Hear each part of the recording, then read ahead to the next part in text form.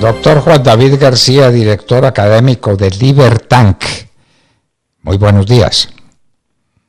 Muy buenos días, doctor Londoño, para usted, para sus compañeros de trabajo en la Hora de la Verdad y para su importante y distinguida audiencia. Es un gusto y un honor conversar con ustedes. Muchísimas gracias, señor. Bueno, y cuéntenos, ¿qué estudios han hecho y qué creen que nos espere con el nuevo gobierno en materia económica? Doctor Londoño, nosotros desde Libertank hemos estado haciendo un seguimiento muy exhaustivo de lo que han sido estas primeras propuestas y ya proyectos de ley, incluso de reforma tributaria del gobierno entrante del señor Gustavo Petro. Al respecto, pues todavía falta mucha información.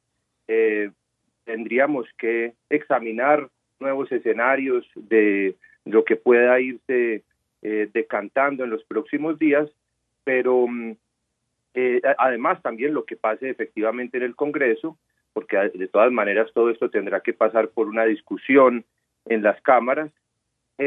Lo que nosotros, digamos, tenemos como primera aproximación es pensar en tres escenarios principales que podremos trabajar a partir de ellos, de lo que podría pasar con el gobierno de Petro en materia económica.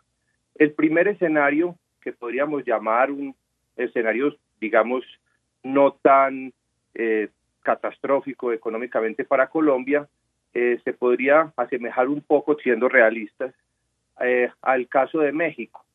En ese escenario, digamos que las propuestas del programa de gobierno de Petro se intentan aplicar, pero se moderan mucho, e incluso llega a traicionar algunas de esas propuestas ya cuando empieza a buscar su aprobación.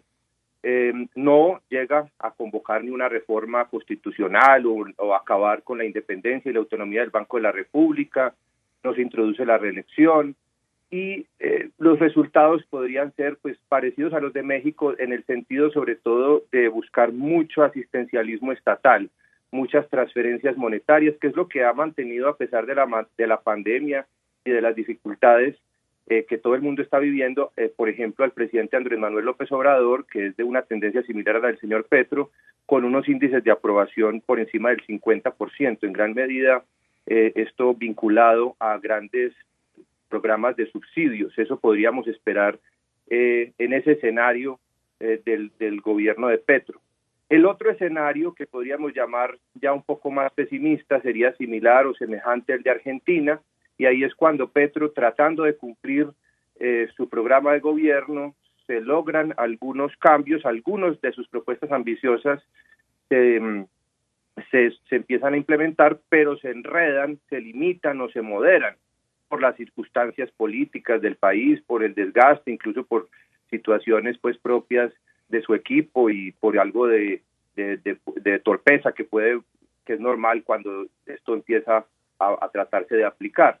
Y en este caso también sí se podría reducir algunas de las funciones que tiene el Banco de la República y también se logra hacer políticas intervencionistas de controles de cambios, controles de divisas y todo esto, que es algo en lo que ya ha trabajado en su carrera académica el nuevo ministro Ocampo, que en la Universidad de Columbia ha hecho precisamente trabajos y ha sido asesor del gobierno argentino, y entonces no sería nada raro que de pronto nos fuéramos a un escenario similar, no exactamente igual, pero sí similar, y obviamente todos estos escenarios con pérdida de libertad económica para los colombianos. Y el último escenario, el peor, el más pesimista, es aquel en el cual Petro cumple la totalidad de su programa de gobierno, lo que hemos estudiado ahí, y empieza incluso de pronto un proceso ya de reforma a la Constitución o de constituyente,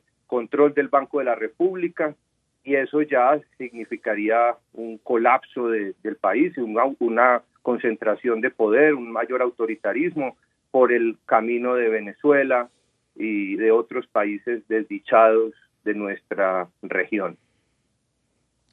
Doctor García, con lo de Argentina basta.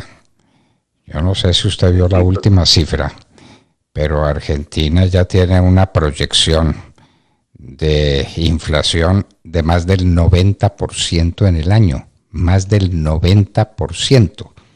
De manera que con eso basta, no hay que irse al punto tan extremo de una reforma constitucional y de acabar con el Banco de la República, en fin, quedándose en el punto intermedio en el de Argentina. Con eso tenemos suficiente, doctor García. Claro, doctor Londoño, por eso los ciudadanos, la sociedad civil, la exigua oposición que hay en el Congreso de la República, nos corresponde vigilar con mucho cuidado todo lo que está pasando y cuidar los escasos espacios de libertad económica que quedan en el país, exigiéndole pues a este gobierno que dentro de sus políticas y sus reformas, que fue por las que votó la mayoría de los colombianos, al parecer, por lo menos se respeten ciertas líneas rojas básicas. Y el tema de Argentina se llegó a él en gran medida porque no hay independencia o autonomía constitucional del Banco de la República, que es la garantía de que sean los técnicos y no los políticos los que tengan el control de la máquina de imprimir billetes. Esto es realmente lo que nos ayuda a los colombianos a proteger nuestro poder adquisitivo, el de nuestro dinero, e impide que crezca aún más la inflación, que es un fenómeno en parte ahora internacional, pero que se podría agravar muchísimo más si empezamos a ver unas reformas en este sentido, y Colombia entraría en un desbarajuste similar al de Argentina, que ya es en sí mismo, como usted muy bien lo señala, una catástrofe. Y adicionalmente, pues hay otra línea roja que me parece que se debe poner muy clara, y es que no se debe detener la explotación ni la exploración de hidrocarburos ni el desarrollo minero. Ahora vemos en la reforma tributaria que se proponen unos nuevos impuestos a esto, y termina impactando también en el bolsillo de los colombianos, sobre todo de los más vulnerables, de las personas de menos ingresos.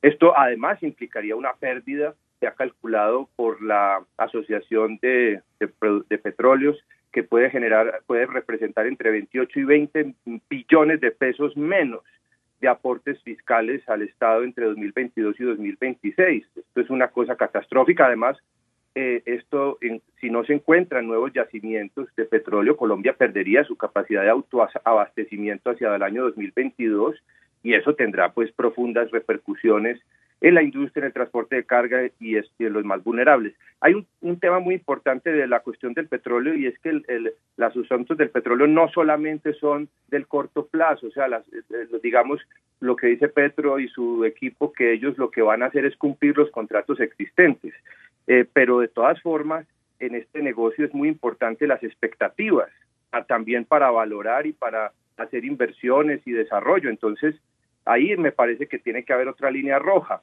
Otra muy importante es la de respetar la propiedad privada y obviamente los ahorros pensionales de los colombianos.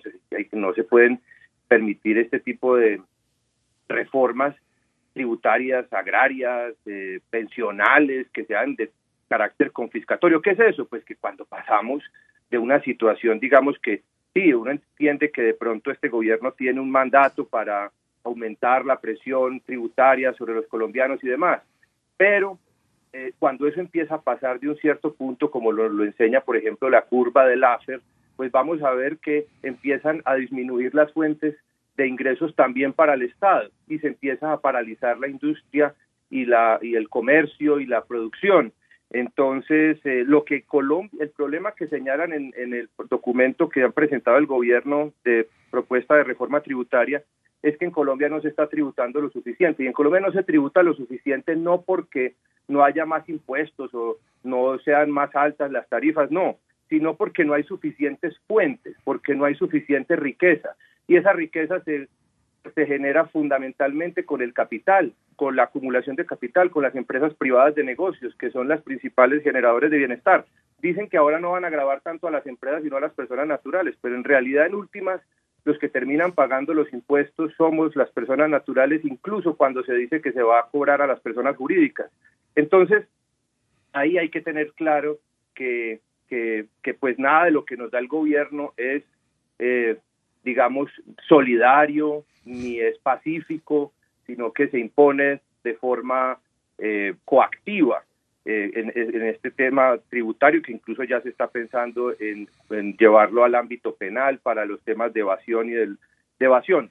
De todas formas, se van a aumentar los incentivos para buscar mecanismos de elusión, que es lo que termina generando unas tarifas muy elevadas y toda esta proliferación de impuestos, que adicionalmente vemos que están castigando especialmente a las clases populares. Las clases populares vemos que tienen, que no se les va a tocar por el lado de la renta, pero sí se les va a tocar con estos impuestos saludables que ustedes de pronto han comentado, que es el caso pues de todos, del chocorramo y de estos productos básicos, que pues la gaseosa, las bebidas azucaradas, y esto termina golpeando por el lado del consumo de las personas de menos ingresos.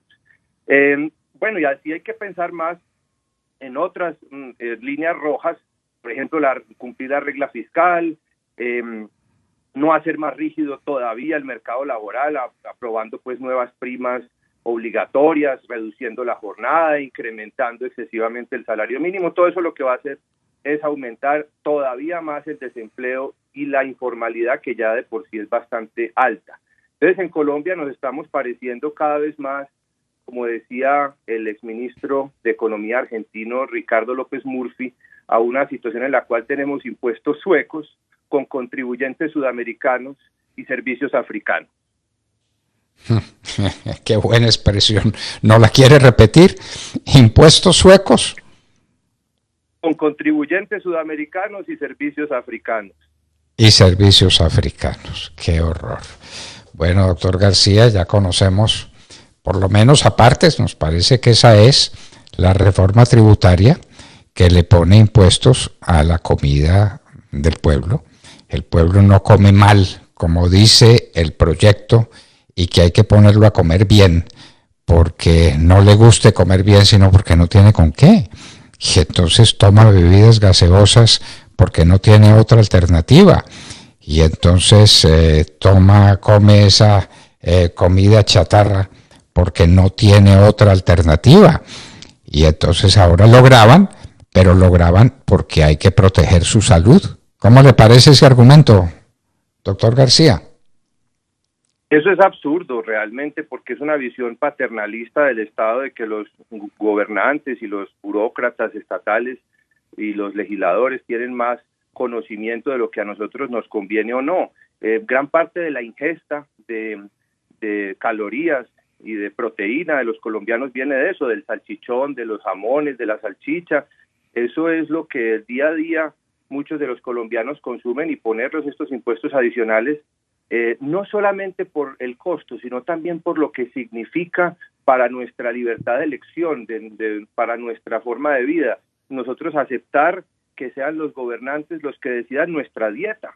O sea, esto es algo que ya es bastante intrusivo y es algo que pues debemos nosotros rechazar, porque pues la peor forma de servidumbre es la voluntaria, ¿cierto? Y como decía Rebel, pues aquí estamos teniendo una especie de ceguera, que también la peor ceguera es la voluntaria, San François Rebel. Entonces, a mí me parece que, miren, si los impuestos desincentivan, o supuestamente la razón una de las razones para poner impuestos es desincentivar ciertos comportamientos que se consideran pues socialmente reprochables, entonces uno se pregunta, ¿por qué se los aplicamos a cosas buenas como el trabajo, como el capital, como la inversión, como el patrimonio? O sea, si una persona es exitosa, si está teniendo inversiones, si está logrando éxito, ganancias. Las ganancias son un indicador de que, como decía el Papa Juan Pablo II en su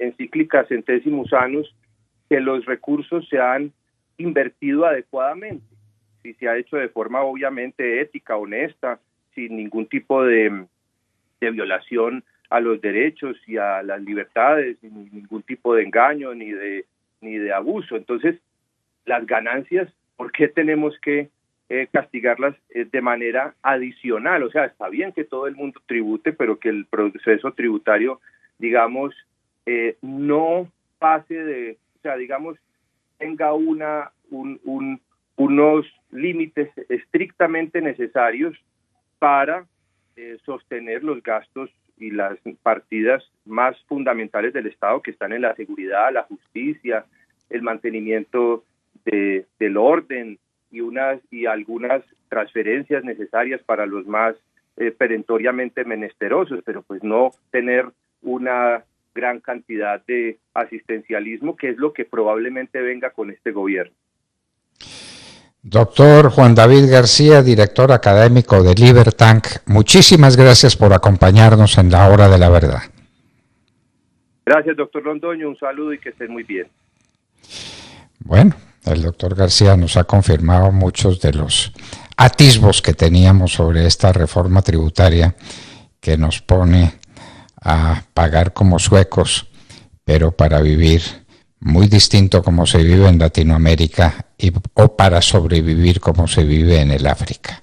Juan David García, director académico de Libertank, estaba con nosotros en la Hora de la Verdad. 8 de la mañana, 2 minutos.